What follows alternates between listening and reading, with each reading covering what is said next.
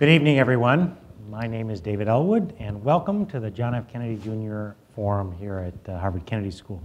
This is the first forum event of the year, and it is the first of many. How many? Well, I was just told, I will not vouch for the figures, but I believe them, that last year, 30,000 people saw an event here at the forum, or at least 30,000, maybe not all different people, but nonetheless, we hope you'll come to very many. And you will hear from a wide range of people on a wide range of topics. Some will be heads of state, some will be famous, some you may think of as infamous. But this is a place where the power of ideas and the power of inspiration merge, and we hope very much to see you here often. And indeed, this first forum event is called Inspiring Public Service, and indeed it's part of the larger set of events around inspiring public service, I should say. And our goal is to maintain that light, that fire, that ideals, those ideals that you bring to the Kennedy School or to Harvard or whatever else, what other part of life, because goodness knows we need it. It certainly, to many of us, feels like a terrifying time. Everything from the financial crisis to Katrina, to the remnants of the BP oil spill, right now to the hurricane that's coming up to us. Indeed, we lost a panelist to the hurricane already. I'll come back to that. So it's a time of where it's a frightening time, and you worry whether we're going to get things done, and yet we really do need great leaders and the inspiration of public service. And so tonight, we're very, very fortunate to be joined by these folks. I should mention that this business of making the world a better place, which so completely animates the school, and ultimately the Ask What You Can Do, which as all of you know, comes from John F. Kennedy and 50 years ago, in fact, is what we're all about. The faculty, many of them have spent time in government or public service in one way or another, and they certainly work on teaching it. We have quite a number of people that are in the current administration. I myself served in a previous one, including some of them, as did some folks here. Students, not only do we expect you to do it afterwards, many of you have done it before so, and indeed I want to thank the Student Public Service Collaborative for your work and your help in everything we're doing. And of course, our alumni, and that's what we're here about. All the people here are alumni and have participated in a variety of different things. So let me say a little bit about each of these people, and we'll see the kinds of folks and the kind of inspiration we're here. I should start by saying that one panelist could not be here today. His name is Jay Walder. He's the chairman and CEO of the New York Transit Authority, having done that same job in London as well. But he seemed to think that since a hurricane might hit Long Island and it could make the trains tip over or that there would be trees, that it was important for him to be there. And we think that's exactly right. That's what public service is all about. So unfortunately, we will not have him here with us today, but he's a spectacular person. So I'd like to just briefly introduce each of our panelists, and then we'll go and I'll ask them some questions and so forth. After we have a brief set of discussions among ourselves and so forth, there will be a chance for you to ask questions. And one of the things that you will discover is that every event at the Kennedy School and the Forum, almost without exception, we ask questions. And indeed, the rule is, if you are willing to come, if you come and speak here at the Kennedy School, you must be willing to take free and unfettered questions from the audience. But of course, the flip side is, while you're speaking, you get to speak. And then we get to ask questions. So with nothing more than that, let me now turn to our distinguished panelists. I should mention, not a single one of these people has appeared on the forum or in the forum before today. So if you're sitting there thinking, gee, maybe someday that could be me, that's true, it could. So I suspect they're slightly nervous, but I doubt a lot nervous because they're also remarkable people. So Pat Clary is a mid-career from 1983, and she's the Senior Vice President, Chief Regulatory and External Relations Officer of a group called HealthNet. But from 2003 to 2006, she was Chief of Staff for General Arnold Schwarzenegger and was central to his campaign for governor. She also worked for Governor Pete Wilson. She's one of those people that's moved back and forth between the public and the private sector, that brings together the ideas of different sectors, but always is about the public service. She's worked for companies like Chevron and Transamerica, but also in the federal government, Department of Interior and the National Park Service. She mentioned just as we were sitting out there that she used to take a class from a fellow by the name of Bob Reich, who some of you will have heard of. He's no longer on the faculty here, a spectacular teacher. And she said, I loved that class. I disagreed with every single word he said. I loved that class. Next, we have the Honorable Arturo Fermandois. Did I get it okay, or did I get it right? It's okay. Fermandois, I'll try. Who's mid-career from 1994. He was appointed Chile's ambassador to the United States in June of this year.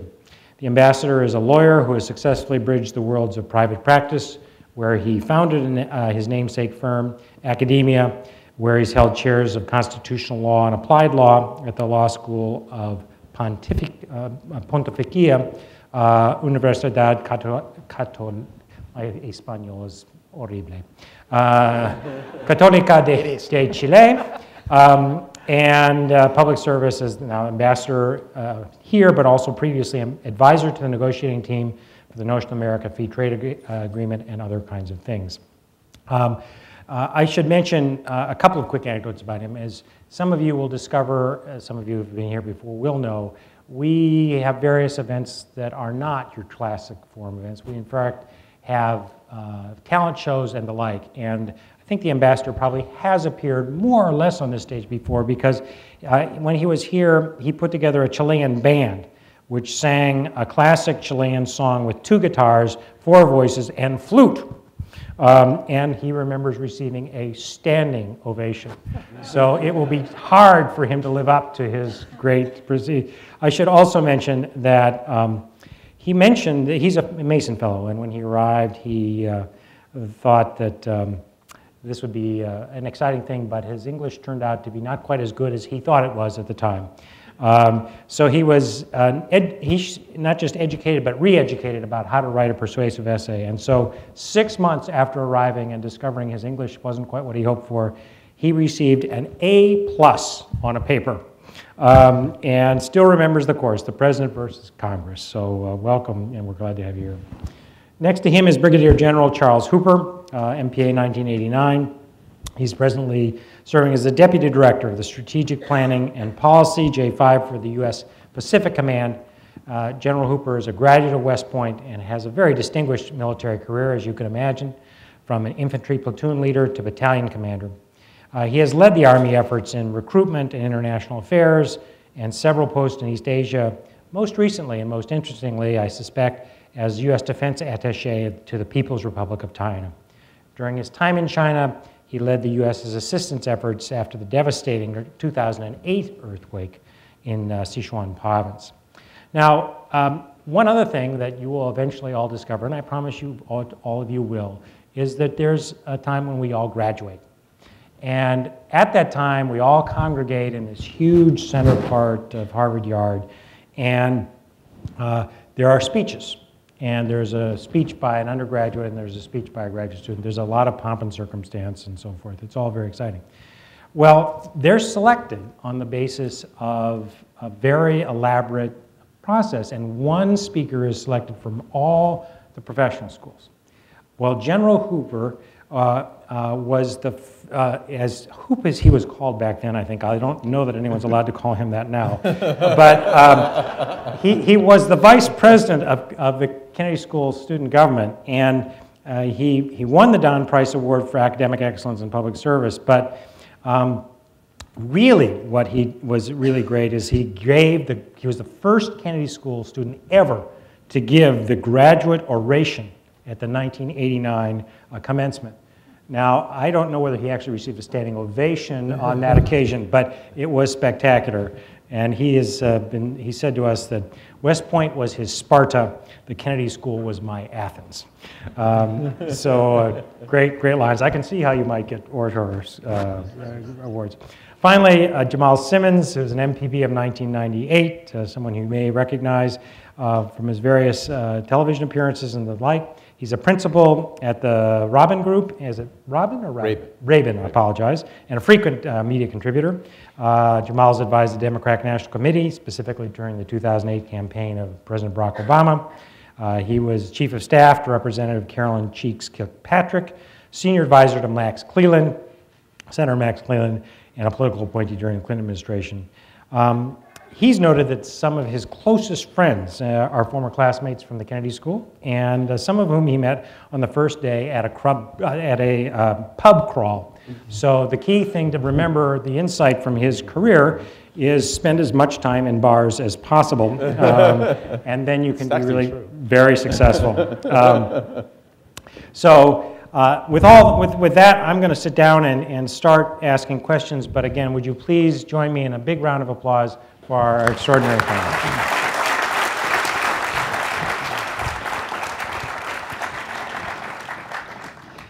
All right, well, thank you again for braving the hurricane and other rough winds in the world, but I'll just go right down the group here.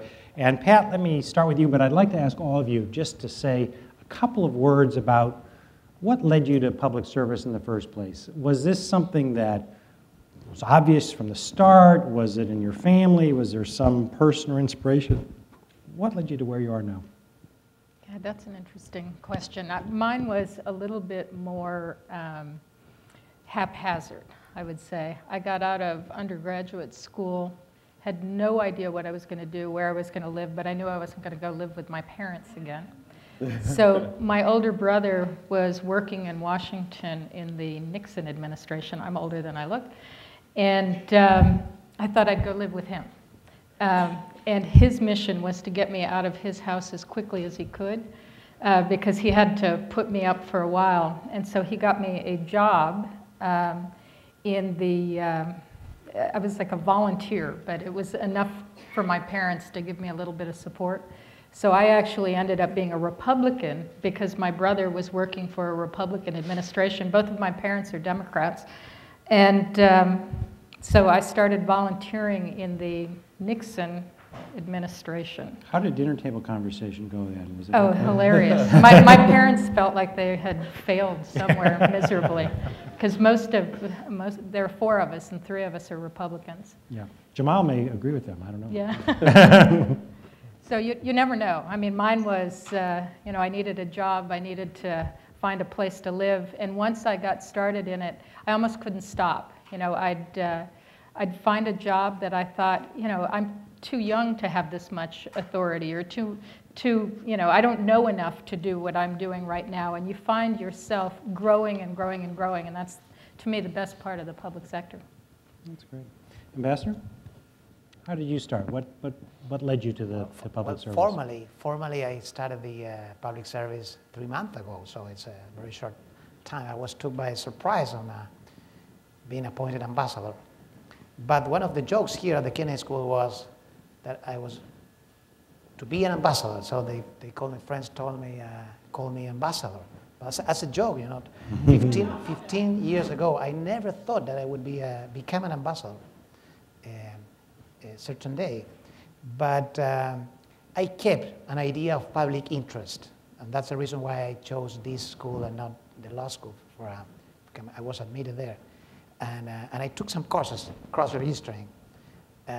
So I kept an interest on public issues. I kept writing and teaching and publishing things. But I never really thought I would be appointed ambassador to the U.S. at all. So my president took me by surprise. And well, that's part of another story. But I decided to say yes.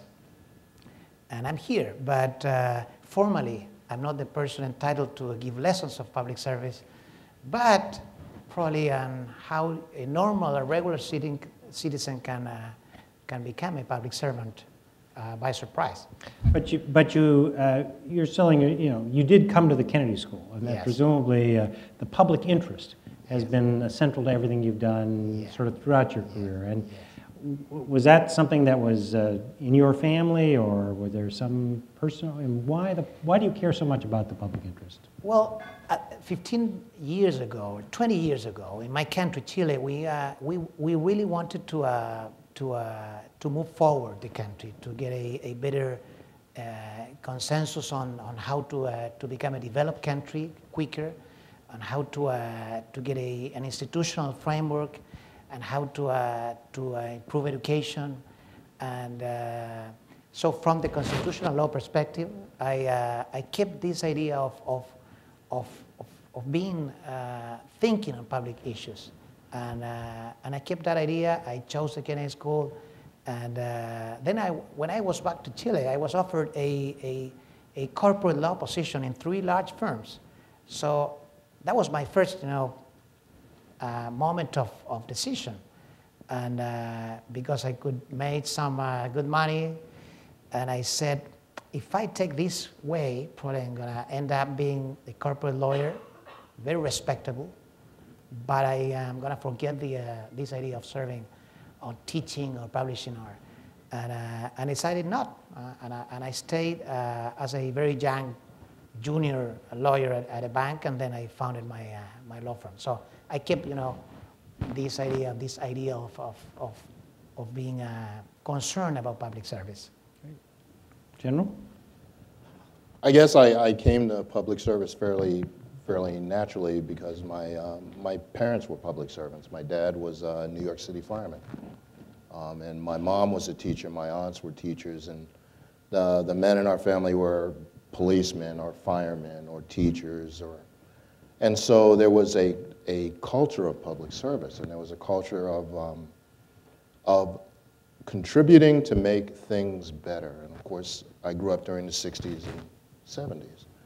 So the idea that you had an obligation to make things better was just accepted. So you started early, whether you were teaching Sunday school or whether you were a Boy Scout. It was just that kind of environment. So, and like I said, my dad was a fireman, and so when we had, Father Come to School Day, he was definitely the coolest guy there, because he. So I made the connection between public service and wearing a uniform pretty early, and being a cool guy. And being well. And let me just say, you really do look good in your Thank you. This is, by the way, the new Army uniform, for those of you who are wondering. So, and I don't work at the Charles Hotel, so.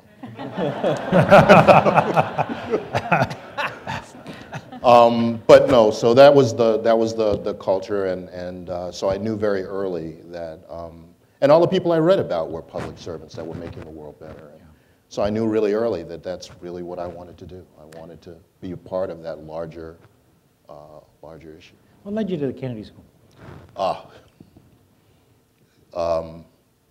When I got ready to go to graduate school, and I had already studied Chinese, and my academic area of expertise, as Dean Elwood was saying, is China. And there was a big push to go to an area studies program and to study China. But I knew that for me, it was more important to understand the why than the what.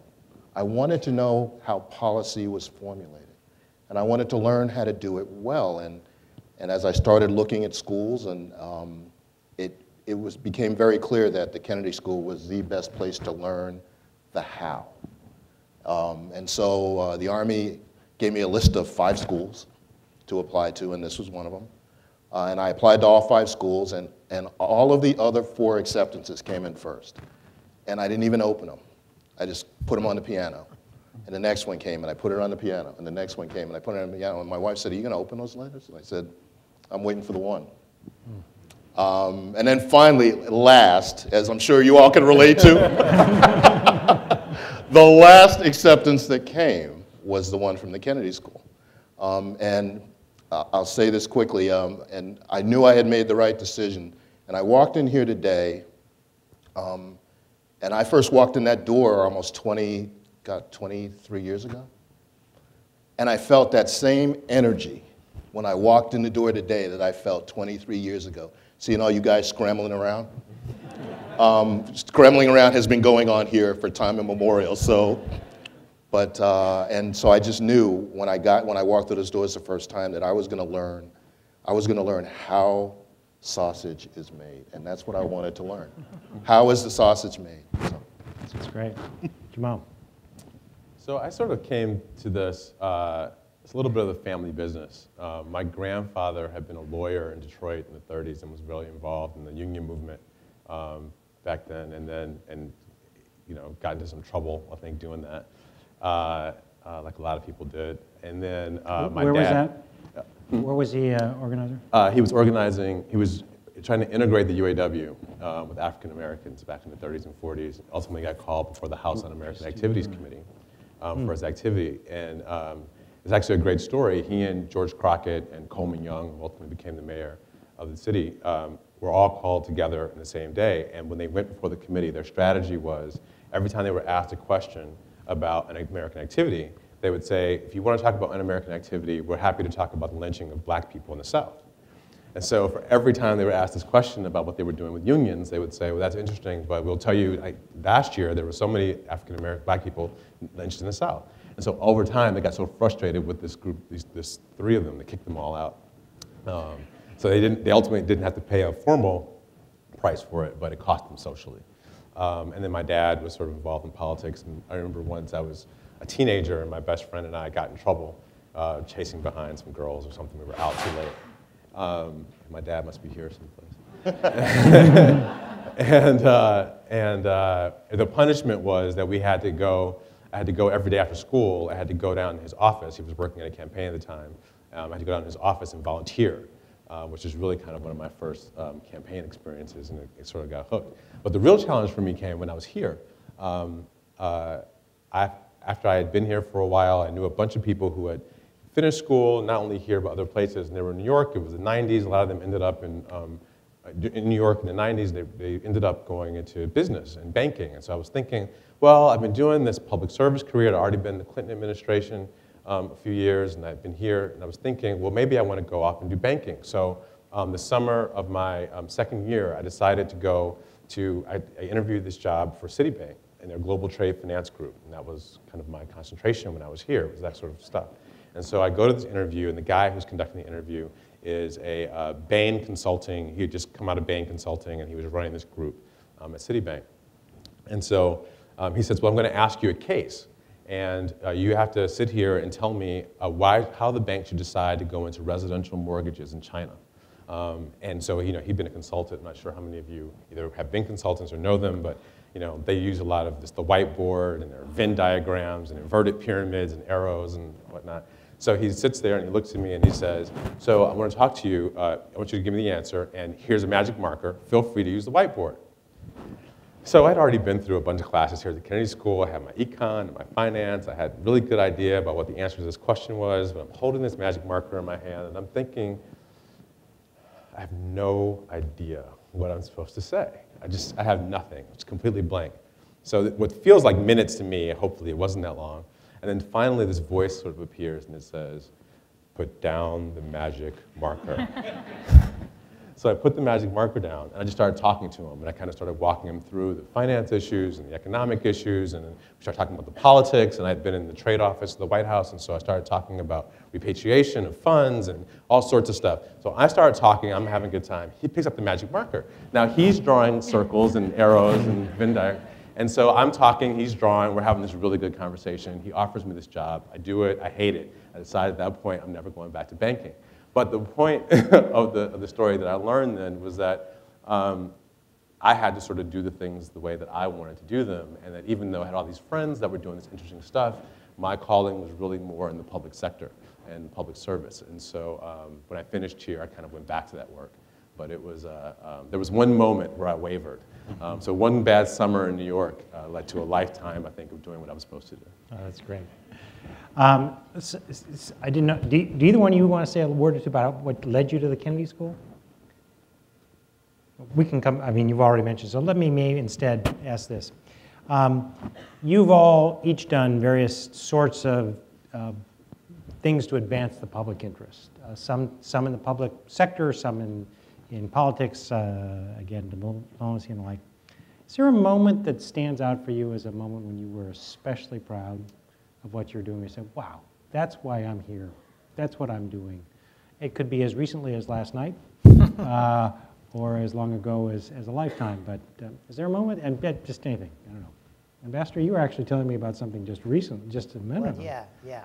Let me go to something what is happening right now in Chile. These miners trapped in a mine there, 33 people alive and looking for the final rescue. That's going to take between 3 or 4 months because of the technical complications there. So being an ambassador here and looking at the problem in my country, I said, well, this is something in hands of the Minister of Mining, in hands of the engineers. We, at the beginning, were very concerned about that. Then we found them alive. The happiness in my country was incredible. And then how to get them to the surface. And then suddenly we thought about the NASA, for example, on the knowledge the NASA, the agency has on survival and extreme conditions. National Aeronautical and Space Administration, so our space agency, the National Aerospace Administration.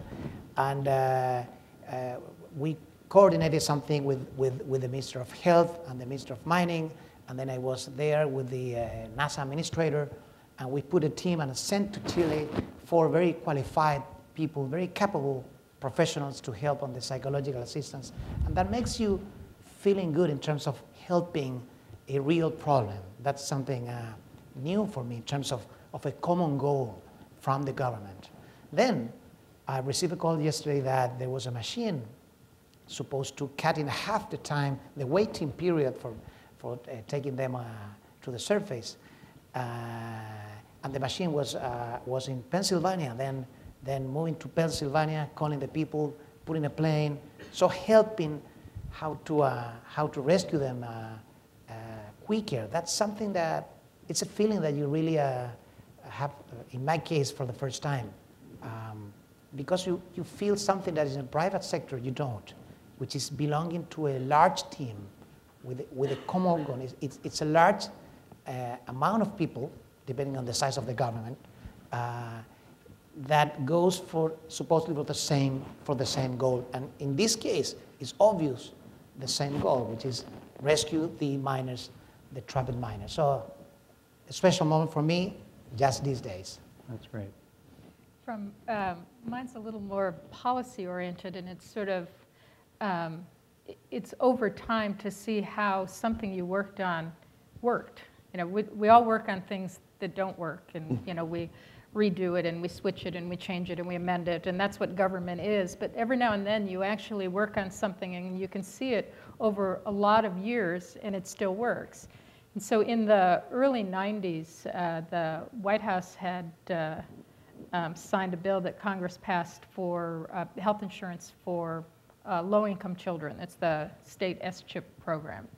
And in California, we were writing our program. I think it was like in 92 or 93, the Healthy Families Program. And we were fighting with the legislature, and we were fighting with each other, and we were fighting with the counties, and we were fighting with everybody to try to get this thing right.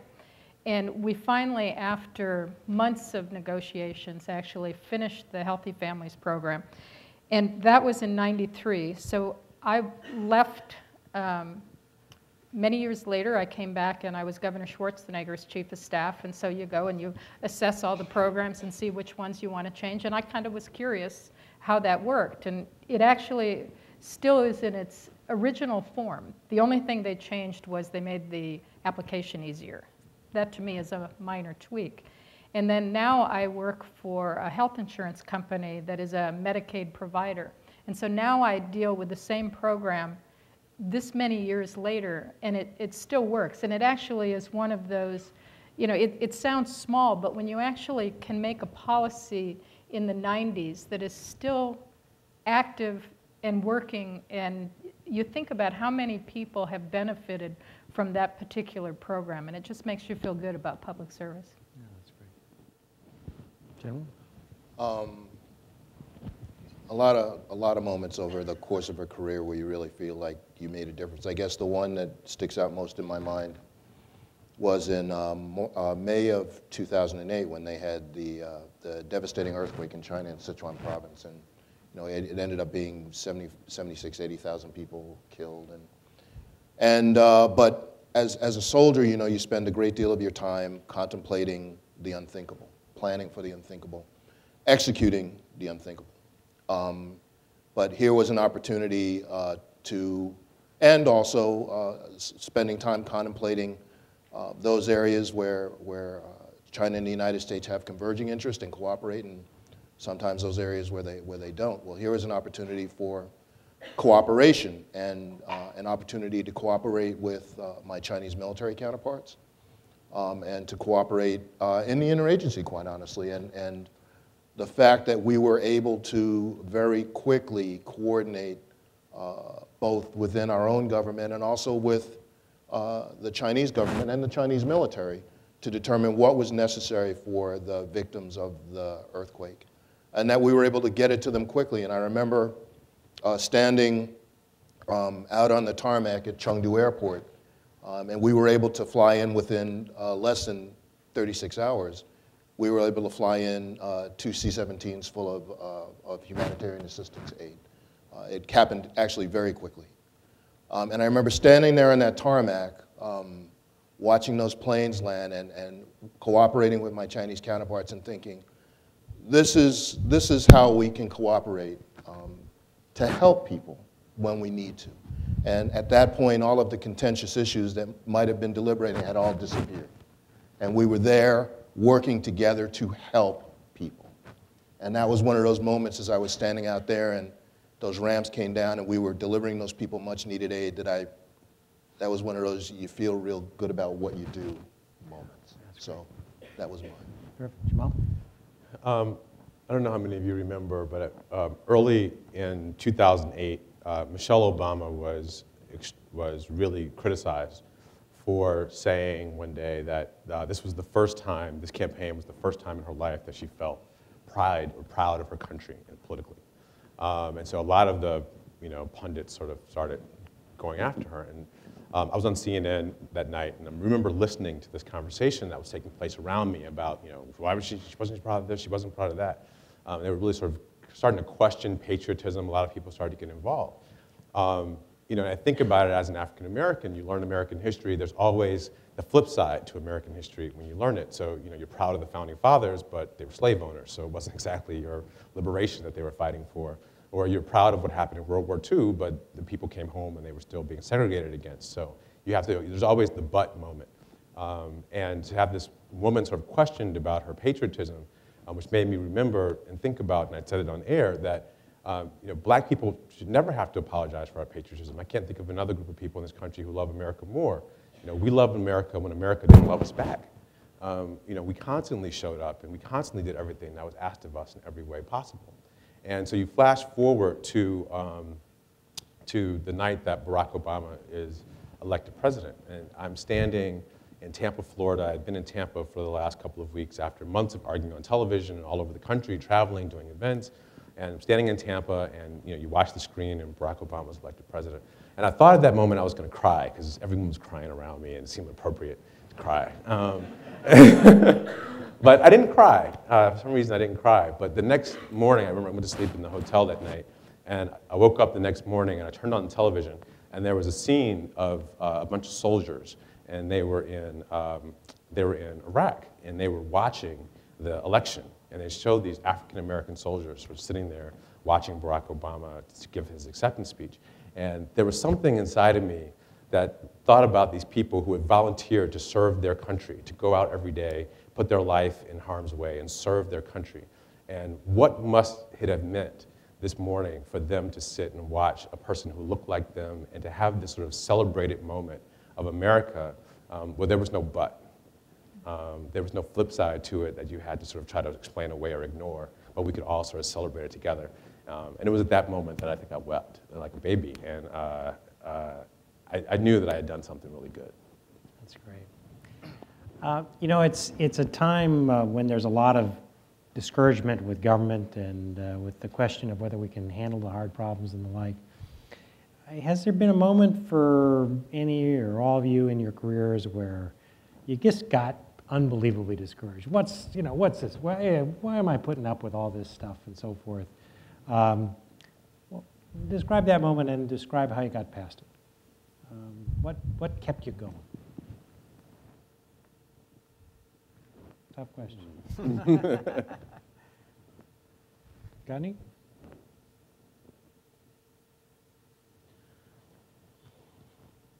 Well, I don't have to explain to everyone and many of the people in here how frustrating sometimes working in our own government can be, working in the interagency can be. And I always tell the young people that, especially those who are studying foreign cultures and other cultures other than our own, that if you want to work in foreign policy, there's really two cultures that you have to study: the culture of whatever country or region that you might be interested in, and the culture in Washington, which are two entirely different things. And in order to affect policy, you have to understand both. And I think all of us have been in situations, I have too, where you're frustrated that the sausage isn't actually being made. There are times where, in fact, it seems as if the objective within the government is to thwart the other people in government, you know, and people come back saying, I really stuck it to them, you know, wow, woohoo. And it's at times like that I think I was the most frustrated. And I remember thinking to myself, you know, you stuck it to this or that agency. Do you really think you accomplished something today? That's not the point. The point is good process. What you learn here, good process, good policy. But you get over that by saying that, and I tell people this all the time, if we keep moving forward and cooperate, obviously everybody's going to have contentious issues, and everybody has oxes that they don't want to be gored. Everybody has their own personal agendas and institutional agendas, but the reason the Republic works so well is that we, at some point, we move past that in a civil fashion, and we sit down and we talk to each other and we work it out. And that's one of the things I think that I learned here is you can spend your time standing your ground or being contentious, and you may think you've actually won something you haven't. Or you can sit down and roll up your sleeves and work it out. And I think, to answer your question, what keeps me going is that even when things seem to be acrimonious and contentious and beyond belief and sometimes uncivil, at the end of the day, we sit down and we work it out. And I hope that was clear. Anybody else want to comment on this? Yeah. Well, I have a story with my country, not in public service, but yeah. And the lesson would be that there's always a second chance for achieving what we wanted at the beginning. For example, here, after graduation, there's one thing that I learned from this school, from my courses on the legislative process, the Congress, the President, then you need, as a foreign country, if you want to deal with the U.S., you want to concentrate in a balance between the President, the White House, and the Congress. But we foreigners, we tend to think that all the power is in the White House, and we forgot Congress. So at that time, we wanted to join the NAFTA, the North American Free Trade Agreement. That was a big issue in Chile. We wanted to be the first country there. And, but my country was just focusing on the USTR and the White House. And I said, they are making mistakes there. We are doing wrong. And we invited Professor King from here, David King, twice to Chile. And he was the first person saying, you are doing wrong. You should concentrate and focus on Congress. Nobody believed that, and we didn't join NAFTA. So we lost that opportunity in the 90s. Then we started, and this is the way when you try to overcome your frustration. And I said, well, let's write about this, about how the American decision-making process work. And so I wrote about this, published here, published there. I was called to a negotiating team. And then Chile started to understand this new issue of how to deal. And my predecessors and the following governments understood this. So we focused on Congress, balanced with the USTR, balanced with the local power, balanced with the states, balanced with the president, and then we got the free trade agreement in 2004. And that was a second chance, successful second chance, and keeps you believing in the process. That's great. Else? All right, I'm going to open it up for questions. Let me explain how questions work. First of all, there are 4 microphones here. One's right here, one here, one here, and right here. I urge you to be brave and come up and ask questions. Let me just mention a couple of things about a question here at the Kennedy School. A good question has 3 features. First of all, it begins by your identifying yourself. I'm so-and-so in such and such program. The second is it's short and contains only one thought. And the third thing is it ends with a question mark. And so with that, please come forward, and I'll just go around and call people as they're here. Go right ahead. Oh, that's pretty loud. Okay, my name is Ryan Ross. I'm trying to figure out how to work this thing. Perfect. MPP1, so very new here. Very nice to have you all here. So I had this idea a few years ago that maybe the problems in our nation aren't solved necessarily by government, but by activating citizens into some form of public service. Maybe one of the reasons why I'm here in the first place. I had the crazy idea, why not have some kind of mandatory program, a year or 2, in some kind of public service social enterprise sector. My question is, and this is obviously an audience that might be very receptive to that, but what are the problems with this idea? From your experience in the public sector, why should we not mandate people to go into public service? Or I guess if you feel so inclined, say that's a perfect idea, you should pursue it fully. Well, I actually agree with your idea completely. I've thought about this for a long time. And the first time I realized this was I was working for my old boss, who was the Commerce Secretary, a guy named Mickey Cantor, and we were in a taxi someplace in the country. And he's sitting in the back of the cab and talking to the cab driver, who's like a 65-year-old African-American guy. And the two of them are having this conversation about having served in the Navy at the same time. And so they're both in completely different places in their life, but they have this sort of common experience from their early 20s. And I think about where we are as a country in the United States, that we don't really have a lot of these common experiences. I mean, you take out American Idol and Real Housewives of some city or another. And other than that, we don't really have a lot of things that kind of give us something. I think the biggest challenges to it, though, are twofold. One, who's going to pay for it, especially at this period of time. And then 2, this notion that we have, I think, in the country that we're really kind of invested in this freedom of choice and the idea of the government sort of making people do something. I think there's not a lot of stomach for that in a big chunk of the country, even if it's a really good thing. But that's kind of where I start. Yeah. Whenever I get a question like that, I'm one of those, try to make the widgets work kind of people, if you look at my career. And so I can come up with the 9 million reasons why it probably won't happen. But I'll tell you that I do think it's an idea that has a lot of merit, because my career has been both in the private and the public sector. And what I see from doing it, sometimes I stay longer in one than the other, but when I go from the public sector to the private sector, there's I think a lack of respect for the public sector and the work you do. And so I think having something that makes them understand better. When I was working for one of the 2 governors, I could have examples from each one. Somebody from the private sector would come in and they would lecture me about how I should do something, and they had no idea what they were talking about. They looked stupid. And so, having done it on both sides, I always am very respectful, because, you don't know until you've lived in their shoes. And so I think there's a lot of merit to the idea, and it's a real thing, the lack of respect for public service, I think, in many private sector areas. Do you have universal service in Chile? Mandatory or military service or something like that? Military service.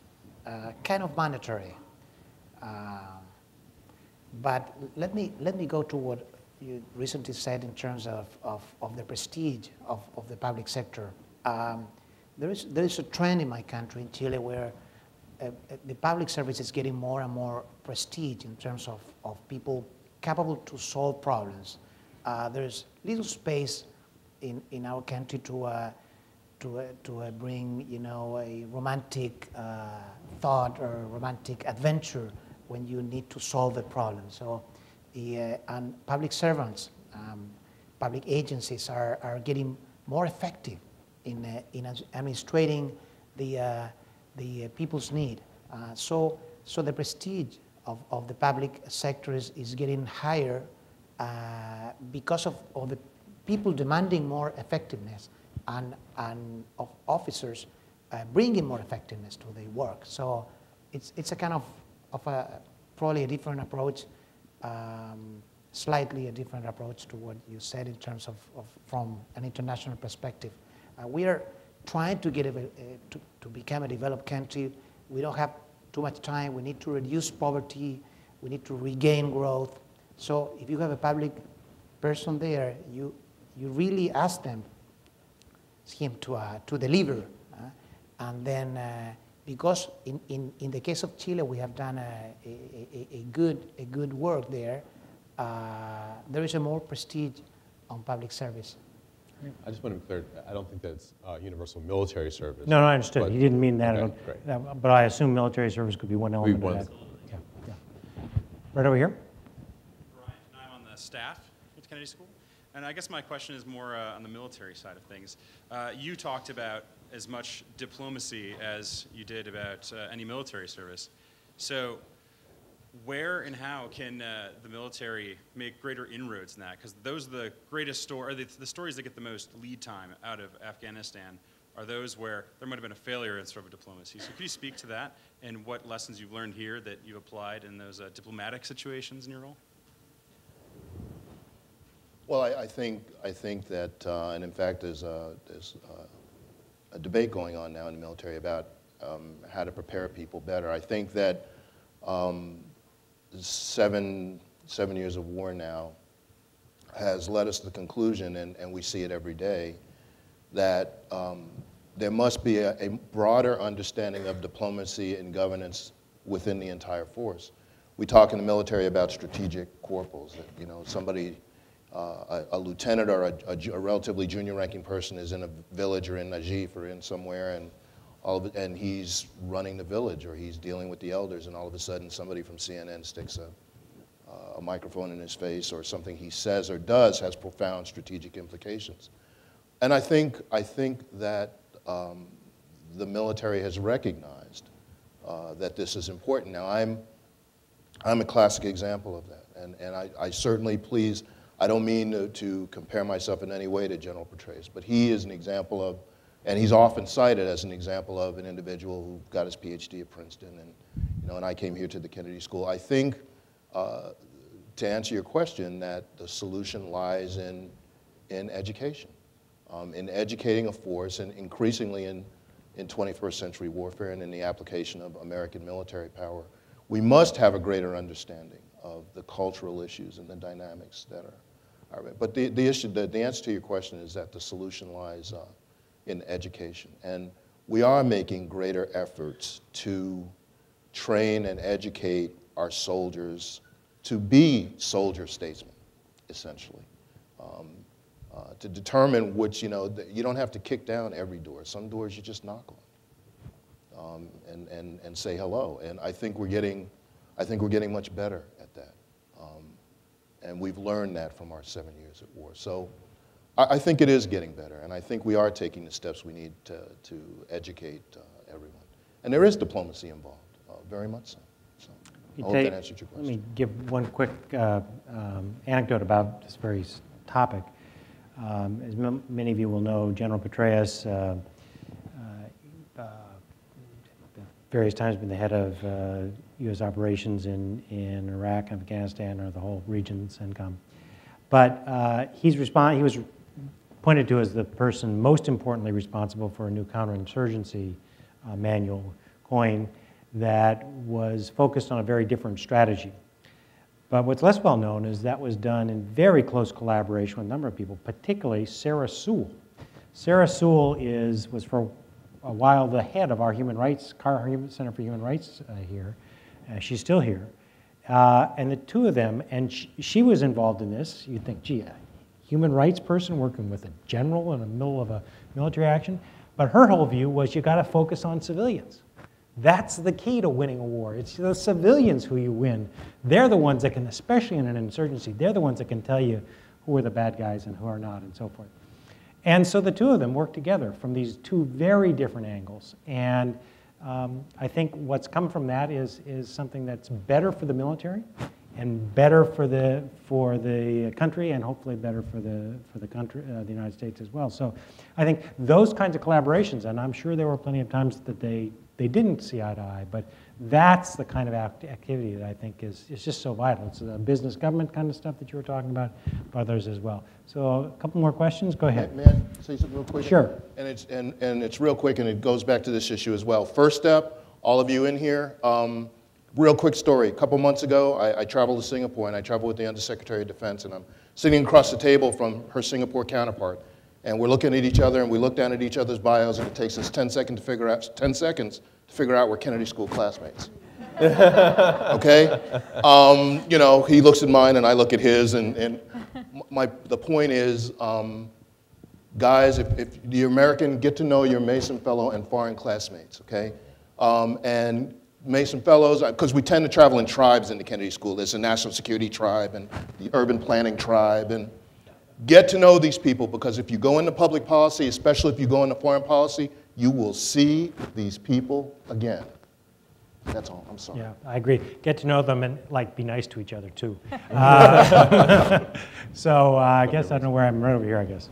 Thank you so much for sharing your experiences with us this evening. My name is Jessica Stein, I'm a sophomore at the college. I wanted to know if you had any specific advice or words of wisdom that you might, anecdotal or otherwise, that you might share with students here on who are interested in working in public service.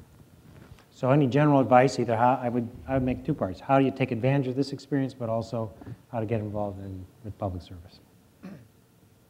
Go ahead. A couple of advices that I would have liked to have on that time. You mentioned one, make friends here. Meet friends after graduation, meet friends. Keep the friends you make here for the first years after graduation, and you will keep it forever. And they will be running around in your life. I have 2 or 3 stories, amazing stories, with a German Mason fellow.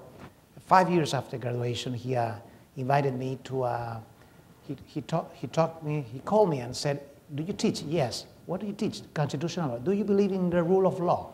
Of course I believe in that. Of course, that's my topic. Well, I have an invitation for you. Which one? Going to Europe, joining the presidents of all the Supreme Courts of Latin America, you as a professor, as a junior professor, to visit all constitutional courts of Europe. It was a fantastic invitation from a Mason fellow who was working at that time at the European Union or Konrad Adenauer Foundation. So make friends, that's a very important advice. And then, if you allow me, we from the international perspective, we learned from Americans and from Harvard, of course, to plan, to be organized. You look at your life and you see, this is my first step, then I'm going to do that, I'm going to become, I need to reach to that position. You know, we learn a lot from that side, planning. But my advice would be probably the opposite one. Not being, but doing, concentrating doing, in terms of making things, writing, teaching, researching, sharing, more than thinking on what I'm going to become, that position. I'm going to be at the central bank, I'm going to be a minister. And probably those positions are going to surprise you before that if you would have planned them. That's my advice. Ryan? So I'll echo the make friends. And in my make friends story, I've seen Kennedy School classmates of mine, or people I was in school with, in Shanghai, in London, all over the world. And one of them I actually ended up doing some work with, who we never expected, Rhee, who many of you may know is in Washington as the chancellor of the school system. When she got named, it was sort of this big surprise. Michelle was a classmate of mine here. And so I called her and ended up coming in to help her from a PR perspective. She didn't have a PR director. So So she hired my firm to come in, and we did the first 6 months of her tenure to get her off the ground. And it was great because we had like a certain level of trust that worked while we were here. So definitely get to know each other. And one of the pieces of advice that I got when I was here that I implemented, and I didn't do it as well as I should have, but it helped, is have lunch with somebody different. Try to, once a week, maybe a couple times a month if you don't do it once a week. Just walk up to somebody, sit down at the table in the forum, and strike up a conversation. You'll be surprised kind of how far that goes in your life, not just in your school career here. And then the second thing I'd say is, if this is what your passion is, to be in public service, the thing about being passionate is you can get really wrapped up in your passion. And so before you know it, you're starting to ignore other parts of your life because you're so focused on the thing that you're passionate about. And so many of us who are involved in politics have this problem. You look up and you've been in, you judge your life by these 4-year campaign cycles, and now it's like 12 years later and you're still kind of doing something. You got to spend some time carving out some personal space that's away from this kind of central part of your life that you can also be invested in, because over time that will become increasingly more important also. And I agree with all of that, but I think the advice after you leave here, and we talked about it a little bit before we came out here, is if you're interested in public service, the key is to just get in the door. And if you're any good, you'll do well. And my experience, it's sort of my theme of haphazardly coming in and out, and but it's a passion I have that drives me back in. I had just left Washington and moved to California, and I was working for Chevron Corporation, big corporate job, making money, thinking life was good, but I didn't know a soul. And so I went back to my political thinking, and so I called the head of the San Francisco office for the United States Senator. Never laid eyes on her, never knew who she was, and I called her up and I said, "Hi, I'm in town, can I help you guys do anything?" Because I thought I'd meet people, because campaigns, your public service, your friends are friends, and it's a different kind of friendship than where other places you work. And so she said, well, yeah, we had lunch, and she said, would you drive the senator? He comes out every Friday, and he campaigns in San Francisco, and he's running for governor, and they were banned by law from working on campaigns, and I was like a free agent. So I drove Pete Wilson every Friday night for about 9 months. Got to know him. I actually liked him a lot, and he won the election, and first 5 appointments he made was me, and I was deputy chief of staff. And it's like, I'm back. But it's no job's too small in public service, that you take it, and if you're any good, you'll do well. On that same I'm back quotient, you'd be surprised how many people kind of show back up over and over again in your life in public service. You may think they did something really bad at some point, they're gone, you'll never see them again, they'll be back. So that's maintaining good relationships is and important. Sometimes they're your boss.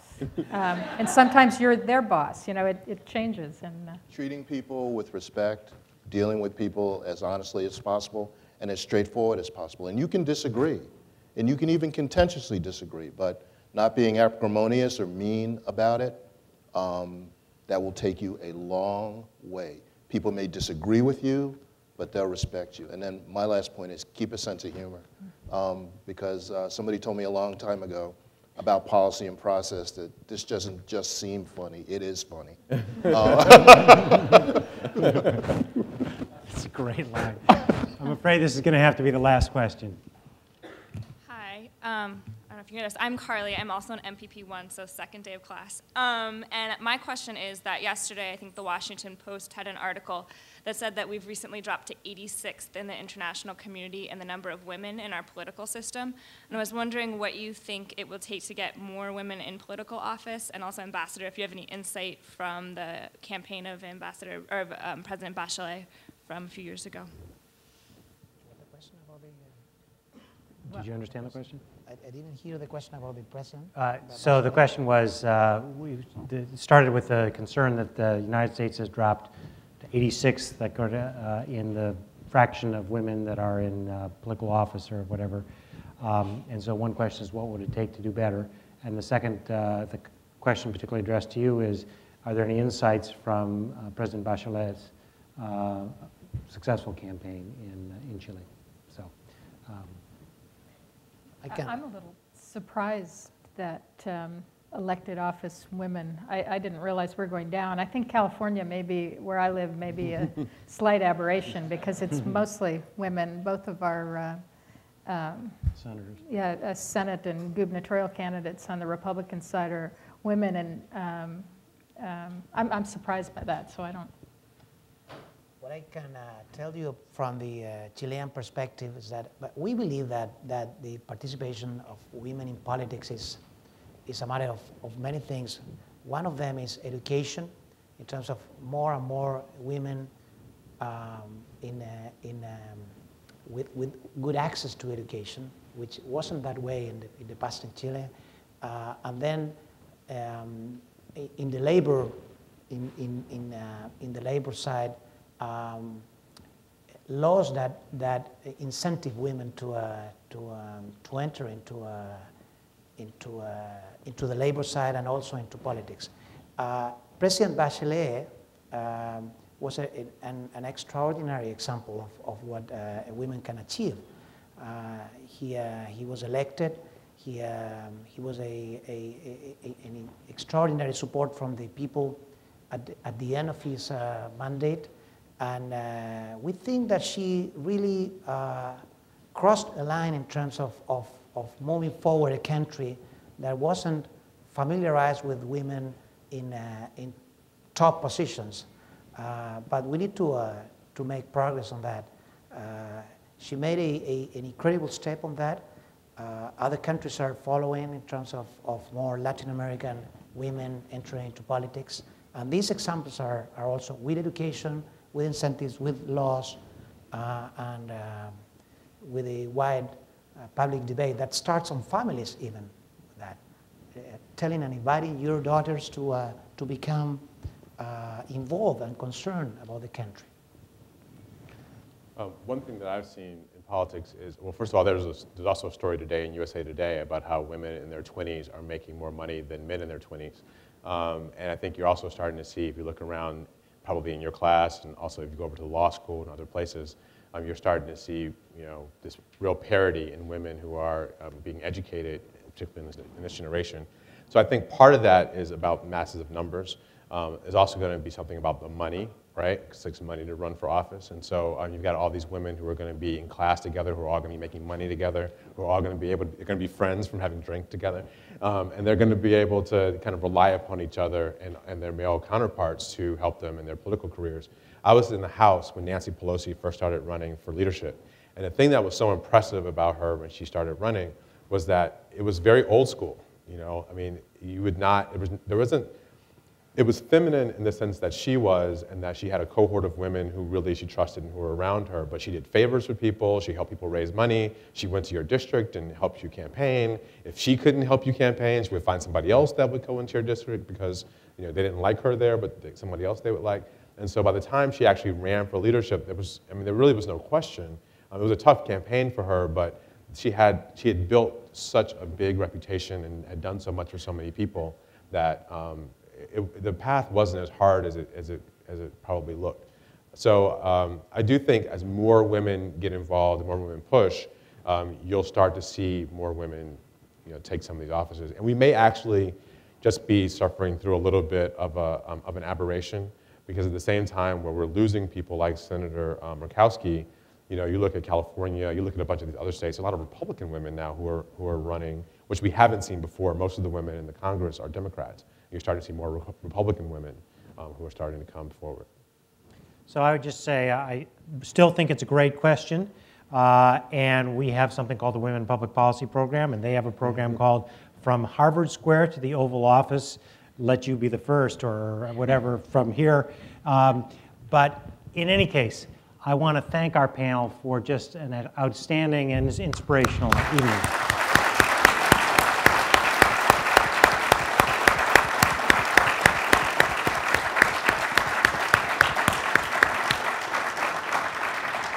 So again, thank you all for coming. Have a good evening, and hopefully stay dry when the hurricane finally hits. See you later.